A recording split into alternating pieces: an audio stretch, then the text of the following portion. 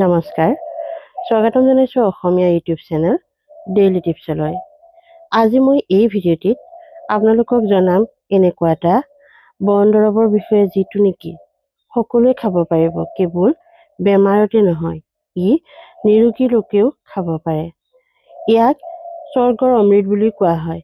যেতিয়া ধনৱন্তীয়ে সাগৰ মন্থনত অমৃত কলহলৈ ওলাইছিল, প্ৰকট হৈছিল, তেতিয়া এহাতে অমৃতৰ কলহ আৰু আনহাতে এই যিজোপা লতা, সেই লতাডাল লৈ ওলাইছিল বুলি আমি আয়ুৰ্বেদত পাওঁ। আৰু স্বৰ্গক দিলে অমৃতৰ কলহ আৰু মৰ্ত্যত মানৱক দিলে এইজোপা লতা। এই লতাজোপা আমি বহুতে চিনি পাওঁ, ইয়াক সগুণৰ লতা বুলি কয়, অৰ্থাৎ সগুণী লতা। হিন্দীত গিলৈ বুলি কয়, সংস্কৃতত ইয়াক অমৃতা বুলি কয়, অৰ্থাৎ অমৃত। গিলৈ এক ইমিউনিটি বুষ্টাৰ। আমাৰ ইমিউনিটি শক্তিশালী কৰাত একদম 100% সহায় কৰে। কিন্তু এই গিলৈ বিষয়ে বহুতে বহু ধৰণৰ মত প্ৰকাশ কৰা দেখা যায়। কিছুমানে এই গিলৈ বিষয়ে বহুতখিনি বেয়াকৈও কোৱা যায়।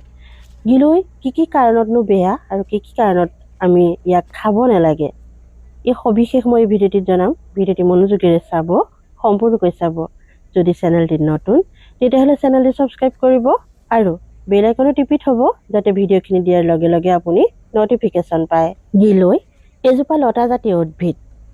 ই যিকোনো গছতে বগাই থকা দেখিবলৈ পোৱা যায়।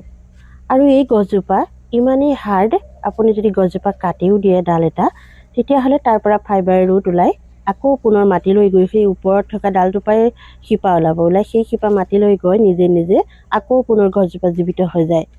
ইয়াক সেইকাৰণে অমৰ লতা বুলিও কয়। দৰৱৰ ক্ষেত্ৰত এইজোপা লতাৰ পাতো ব্যৱহাৰ কৰা হয়, ইয়াৰ শিপাও ব্যৱহাৰ কৰা হয় আৰু ঠাৰি ব্যৱহাৰ কৰা হয়। বিশেষকৈ আমি যিকোনো ক্ষেত্ৰত ইয়াৰ ঠাৰি ব্যৱহাৰ কৰোঁ। ঠাৰিডাল অকণমান যদি আপুনি থেতেলিয়াই দিয়ে, তেতিয়া ওপৰৰ হাৰ্ড অংশটো আপুনি উলিয়াই পেলাব পাৰে। মাজত ধুনীয়াকৈ গ্ৰীণ পাৰ্টিকেল ওলাই পৰে। সৰ্বপ্ৰথমে জানক ডায়েবেটিছ পেচেণ্টৰ কাৰণে ই কেনেকৈ কাম কৰে। ডায়েবেটিছ পেচেণ্টৰ কাৰণে এই গিলৈ এক বৰদানতকৈ কোনো গুণেই কম নহয়। গিলৈত হাইপ'গ্লাইচেমিক প্ৰপাৰ্টি যথেষ্ট মাত্ৰাত পোৱা যায়, যাৰ কাৰণে যি চুগাৰ লেভেল আমাৰ, সেয়া খুব ক্ষীপ্ৰ গতিৰে কম কৰে। বহুত বেছি চুগাৰ হৈ থকা লোকে যদি এই গিলৈৰ কাঢ়া ব্যৱহাৰ কৰে, তেতিয়াহ'লে খুব সোনকালে তেওঁ ভাল ৰিজাল্ট পায়। যদি তেওঁ টেবলেট খাই আছে, চুগাৰৰ টেবলেট, সেই টেবলেট তেওঁ এৰিবলগীয়া হ'ব পাৰে যদি তেওঁ নিয়মিত ৰূপে খাই থাকে। 2 নম্বৰত, গিলৈয়ে যি আমাৰ হজম শক্তি বৃদ্ধি কৰাত একদমেই খুব ক্ষিপ্ৰতাৰে কাম কৰে। যদি আপোনাৰ গেষ্ট্ৰিক আছে, পেটৰ জ্বলন পূৰণ আছে, বা ভালকৈ লেট্ৰিন নোহোৱা বা কঠিন হোৱা তেনেকুৱা নিচিনা সমস্যা আছে, গেষ্ট্ৰিকৰ সমস্যা, যাক আমি এচিডিটি বুলি কওঁ, তাৰ কাৰণে ইটো একদমেই বৰদানৰ নিচিনা। ইয়াৰ উপৰিও যদি আপুনি কিডনীৰ সমস্যাত ভুগি আছে, কিডনী আপোনাৰ দুৰ্বল বুলি ভাবিছে বা তেনেকুৱা ধৰণৰ কিবা গম পাইছে, বা ফেটি লিভাৰৰ সমস্যাত ভুগিছে, তেনেকুৱা হ'লেও আপুনি এই গিলৈ ব্যৱহাৰ কৰক, খুব সোনকালে ইয়াৰ ভাল ৰিজাল্ট পাব। গিলৈ কাঢ়া ব্যৱহাৰ কৰিব লাগে।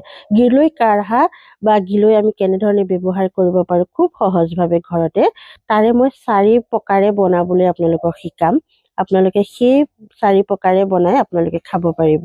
যদি আপোনাৰ জইণ্ট পেইন আছে, গাঁঠিৰ বিষ হৈছে, বা আপোনাৰ ইউৰিক এচিড বেছি হৈছে, তাৰ কাৰণে আপোনাৰ গাঁঠিয়ে বিষ হৈছে, বা বাত বিষ, যিটো আমি গাঁঠিত হোৱা বিষ, আঁঠুৰ বিষ, কঁকালৰ বিষ, জইনত যিবিলাক বিষ হয়, বা হাড়ৰ ক'ৰবাত বিষ হওক, হাড়ৰ কিবা প্ৰব্লেম হওক, তাৰ কাৰণে আপুনি এই গিলৈ কাঢ়া খালে তৎক্ষণাত আৰাম পায়।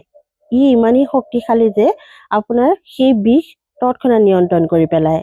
সাধাৰণ জ্বৰ, ডেংগু, মেলেৰিয়া এনেকুৱা ধৰণৰ জটিল জ্বৰ, তাতো আপুনি এই গিলৈ ব্যৱহাৰ কৰি আৰোগ্য লাভ কৰিব পাৰে একদম 100%। ডেংগু, মেলেৰিয়া বা ভাইৰেল ফিভাৰ হ'লে আমাৰ কি হয়? গা খুব দুৰ্বল লাগে, খুব গা বিষ হয়, কিবা মাথা চাথা বিষ হৈ যায়, তেনেকুৱা ধৰণৰ হয় নহয়নে? সেই তেনেকুৱা সমস্যাত যদি আপুনি 2 দিন এই কাঢ়া খাই দিয়ে, আপুনি বনাই খাই দিয়ে, তেতিয়াহ'লে আপোনাৰ সেই সমস্যা তৎক্ষণাত নোহোৱা হৈ যায়। গিলৈ এনেকুৱা এবিধ চমৎকাৰী কাঢ়া বা ঔষধি, যি নেকি আমাৰ শৰীৰৰ ইমিউনিটি ছিষ্টেম শক্তিশালী কৰে। আপোনাৰ ইমিউনিটি ছিষ্টেম শক্তিশালী কৰি বতৰৰ ক্ষেত্ৰত এই ঠাণ্ডা আহিলে ঠাণ্ডা গৰমৰ মাজত হোৱা জ্বৰ, ঠাণ্ডাত হোৱা কিছুমান বেমাৰ বা গৰম আৰু ঠাণ্ডাৰ মাজত এতিয়া ঠাণ্ডা যোৱাৰ লগে লগে গৰম আহিব, গৰম আৰু ঠাণ্ডাৰ মাজৰ যিখিনি আমাৰ বতৰৰ ৰোগ হয়, সেই ৰোগখিনি আপোনাৰ শৰীৰত আহিবলৈকে নিদিয়ে। ইমান শক্তিশালী এই গিলয়। বৰ্তমান এই ব্যস্ততাপূৰ্ণ জীৱনত আমাৰ চিন্তা, টেনচন, ষ্ট্ৰেছ কিমান বেছি নহয়নে? এই যে এনেকুৱা ধৰণৰ আপুনি মানসিক চাপত যে ভুগিবলগীয়া হয়, কাৰণ কম্পিটিশ্যনৰ যুগ। আমিও চিন্তা কৰিবলগীয়া হয়, টেনচনত ভুগিবলগীয়া হয়। ফলত আমাৰ কি হয়, আমাৰ দেহা একদমেই তেনেকৈ আমাৰ মগজুৱে কাম কৰিব নোৱাৰা নিচিনা হৈ পৰে, কৰিবলগীয়া কাম কৰিব নোৱাৰে। তেনেকুৱা ধৰণৰ এই গিলৈ যদি আপুনি ব্যৱহাৰ কৰে, তেতিয়াহ'লে আপুনি এই দুশ্চিন্তাত ভোগা বা এনেকুৱা ধৰণৰ কিছুমান মানসিক চাপৰ পৰা আপুনি তৎক্ষণাতে ৰেহাই পাব পাৰে। নিয়মিত ৰূপে যদি আপুনি গিলৈ ব্যৱহাৰ কৰি থাকে, তেতিয়াহ'লে আপুনি নিজে গম পাব। খুব বেছি 3 দিনমান ব্যৱহাৰ কৰকচোন, কেনেকৈ আপোনাৰ গোটেই মন, দেহা, ভৰিৰ পৰা মূৰলৈকে ফ্ৰেছ লাগিব। মুঠৰ ওপৰত মোটামুটিকৈ ক'বলৈ গ'লে গিলৈ আমাৰ ভৰিৰ পৰা, নখৰ পৰা কেশলৈকে সুস্বাস্থ্যৱান কৰি ৰখাত আমাক সহায় কৰে, যদিহে আমি ইয়াক নিয়মিত ৰূপে সেৱন কৰোঁ। এতিয়া আমি জানো আহক, এই গিলৈ কাঢ়া আমি কেনেকৈ ব্যৱহাৰ কৰিম তাৰ বিষয়ে। মই ইয়াত দেখিছে 2-3ডাল মান লৈ লৈছোঁ। আমাক ইমানখিনিৰ প্ৰয়োজন নাই। এটা নিয়মিত জোখতহে আপুনি খাব লাগিব। ইয়াৰ যিকোনো বস্তুৰে অত্যাধিক বেয়া। গতিকে আমাৰ এজন মানুহৰ কাৰণে মই যিডাল লৈছোঁ ঠাৰি, সেইডালেই যথেষ্ট। ইয়াতকৈ ডাঙৰ ল'বলৈ কোনো প্ৰয়োজন নাই। যদি আপুনি 2-3জনৰ কাৰণে বনাইছে, 2জনৰ কাৰণে বনাইছে, তেনেকুৱা 2ডাল ল'ব সিমান জোখৰ। আপুনি ধৰক খুব বেছি 5 চেণ্টিমিটাৰ বা 5 ইঞ্চি জোখৰ ল'ব এজনৰ কাৰণে। তেনেকৈ 2জনৰ কাৰণে আপুনি তেনেকুৱা 2 টুকুৰা ল'লে, 3জনৰ কাৰণে 3 টুকুৰা লৈ এয়া দেখিছে, মই অকণমান এনেকৈ থেতেলিয়াই দিলোঁ। থেতেলিয়াই দিলে কি হয়, মাজৰ যিডাল ওপৰত যিটো বগা অংশ দেখিছে, ব্ৰাউন কালাৰৰ যিটো অংশ, সেইটো আঁতৰাই দিব লাগে আচলতে। সেইটো হ'ল ছাল। সেই ছালচটা দিব নালাগে, মাজৰ গ্ৰীণ অংশটো উলিয়াই দিব লাগে। মই চাব কেনেকৈ ধুনীয়াকৈ উলিয়াই লৈছোঁ। এয়া দেখিছে, লাহে লাহে আঁতৰাই দিওঁতেই সেই ছালচটা এৰাই গৈছে। তাৰপিছত এয়া গ্ৰীণ পাৰ্টিকেলটো খুব সুন্দৰকৈ ওলাই পৰিলে, নহয়নে? আমাক এইকণেই লাগে। ইয়াক আপুনি ইচ্ছা কৰিলে মিক্সিত অকণমান পানী দি ধুনীয়াকৈ মিক্সিত মাৰিও ল'ব পাৰে। যদি মিক্সি আছে তেতিয়াহ'লে মাৰি ল'ব, যদি নাই তেতিয়াহ'লে কি কৰিব, এগিলাচ পানী ল'ব। সেই পানী গিলাচত আপুনি সেই ঠাৰিকেইডালৰ লগতে এটুকুৰা হালধিও ল'ব। অকণমান হালধি দিব পাৰিলে ভাল, যদি আপোনাৰ আছে। মোৰ আছিলে, সেইকাৰণে মই দিবলৈ লৈছোঁ, কাৰণ মই খাই থাকোঁ। সেয়ে মই নিজৰ কাৰণে বনাওঁতে ভাবিলোঁ আপোনালোকলৈ ভিডিঅ'টো আগবঢ়াই দিওঁ। ইয়াত দিবলৈ যদি আপুনি পাৰে কেঁচা হালধি ল'ব। কেঁচা হালধি ধুনীয়াকৈ বাকলি গুচাই টুকুৰা কেইটা কৰি লৈ থেতেলিয়াই ইয়াৰ লগতে আপুনি পানীত তিয়াই থৈ দিব 1 ৰাতিৰ কাৰণে। যদি আপোনাৰ নাই তেতিয়াহ'লে কিটচেনৰ যি হালধি তাৰে অকণমান দি দিব। হাতৰ টিপাত আপোনাৰ যিমান কণ আহে, বেছি দিবলৈ দৰকাৰ নাই। কেঁচা হালধি হ'লে আপুনি এটুকুৰা সম্পূৰ্ণকৈ দিব পাৰে। তাৰপাছত আপুনি কি কৰিব, 1 গিলাচ পানী ধোৱাকৈ ধুনীয়াকৈ তাতে পৰিষ্কাৰ পানী দি 1 গিলাচ কৰি আপুনি 1 ৰাতিৰ কাৰণে সুন্দৰকৈ ঢাকন মাৰি ৰাখি দিয়ক। তাৰপাছত পিছদিনা পুৱা সেই পানীখিনি আপুনি কি কৰিব, এটা চচপেনত ল'ব। এয়া দেখিছে, এনেকুৱা হৈ যাব। পানীখিনিও একদম ধুনীয়াকৈ গ্ৰীণৰ নিচিনা, অকণমান গ্ৰীণ বুলি নহয়, অকণমান তেনেকৈ ঘোলা ঘোলা টাইপৰ হৈ যাব। ইয়াৰ ৰসখিনি যিহেতু তাতে হালধিৰ সৈতে মিহলি হৈ যায়। তাৰপাছত আপুনি কি কৰিব, সেই গিলাচ পানীৰ লগতে আৰু এগিলাচ পানী দিয়ক। দি সেইখিনি ভালদৰে উতল আহিলে আপুনি একদম গেছৰ ফ্লেম অফ কৰি দিব, বা জুইত গৰম আছে যদি জুই কমাই দিব। তেতিয়াও মিমিকৈ জুই জ্বলি থাকিব আৰু কমকৈ এয়া উতলি থাকিব। এনেকৈ উতলাই আপুনি কি কৰিব, ইয়াৰে সমানে এগিলাচ পানী যে 2 গিলাচ দিলোঁ আমি, তাৰে এগিলাচ পানী নাইকিয়া হৈ যাবলৈ দিব। যেতিয়া এগিলাচমান ৰ'বগৈ, তেতিয়া আপুনি জুই ফ্লেম নাইকিয়া কৰিব, নুমাই দিব।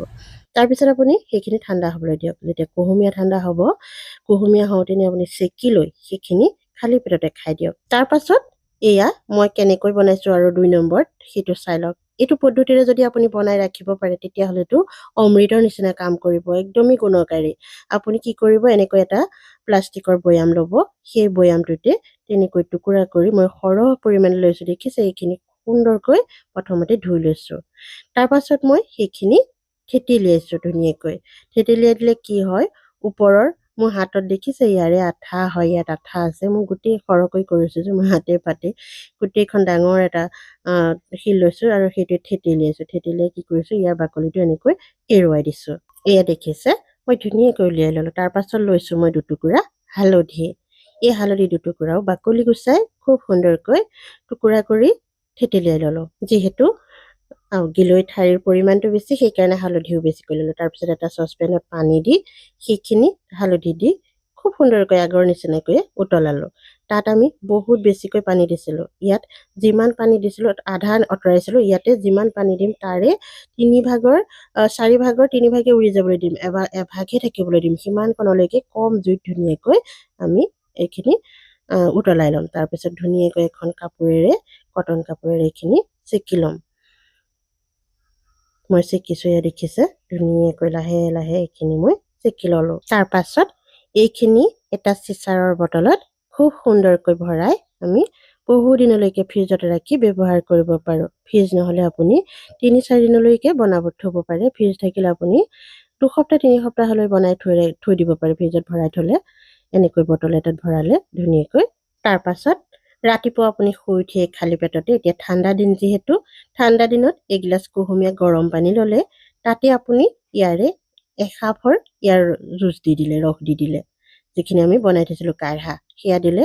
তাৰপিছত সেই গিলাচ আপুনি ৰাতিপুৱা খালী পেটতে খাই দিলে। মাত্ৰ এসাফৰ দিলেই হ'ল ডেইলি। তাৰপিছত আপুনি এনেকৈ আপুনি ঘৰখনৰ আটাইকেইজনকে খুৱাব পাৰে। যদি আপুনি গৰম দিনত খায় ঠাণ্ডা পানীতে দিও আপুনি খাব পাৰে। যিহেতু গৰম দিনত আমি ঠাণ্ডা পানী খাই ভাল পাওঁ, যদিও বেয়া।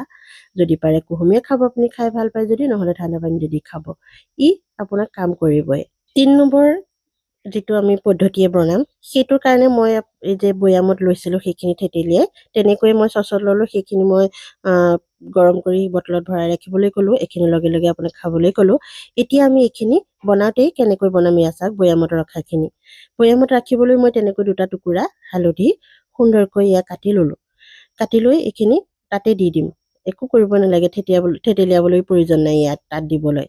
আমি যেতিয়া সিজাবলৈ লৈছিলোঁ তেতিয়া থেতেলিয়াই দিছিলোঁ। তেতিয়া ৰসখিনি যিহেতু তৎক্ষণাত বনাইছোঁ বস্তুটো, তেতিয়া ৰসখিনি সুন্দৰকৈ মিলি যাব। সেইকাৰণে এতিয়া ইয়াত আপুনি থেতেলিয়াবলৈ প্ৰয়োজন নাই। এইখিনি আপুনি লাহেকৈ তাতে দি দিয়ক। এইখিনি যে আমি এতিয়া এনজাইম বনাম।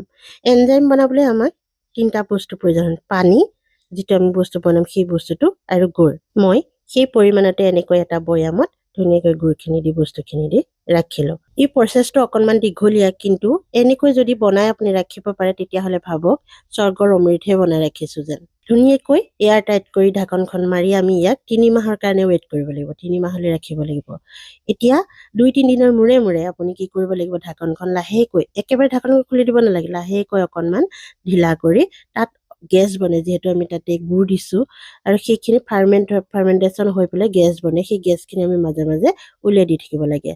এমাহমান আপুনি 2-3 দিনৰ মূৰে মূৰে কণ্টিনিউ কৰিলে, তাৰপিছত 2 মাহত যেতিয়া ভৰি দিব তেতিয়া আপুনি এসপ্তাহৰ মূৰত এদিন কৰিলেও হ'ব।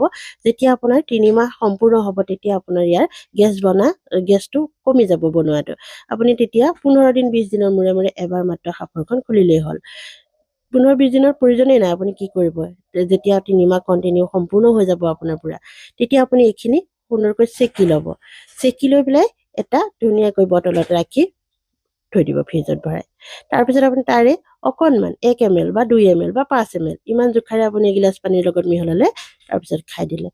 আৰু আপুনি এইখিনি বহুত কাম কৰিব পাৰে এইখিনি এনজাইমৰ সহায়ত। যদি ভাল লাগিল ভিডিঅ'টি, এটা লাইক কৰিব, চেনেলটি ছাবস্ক্ৰাইব কৰিব। পুনৰ লগ পাম আন এটা গুৰুত্বপূৰ্ণ ভিডিঅ'ৰ যোগেদি। আজিলৈ আহোঁ, নমস্কাৰ।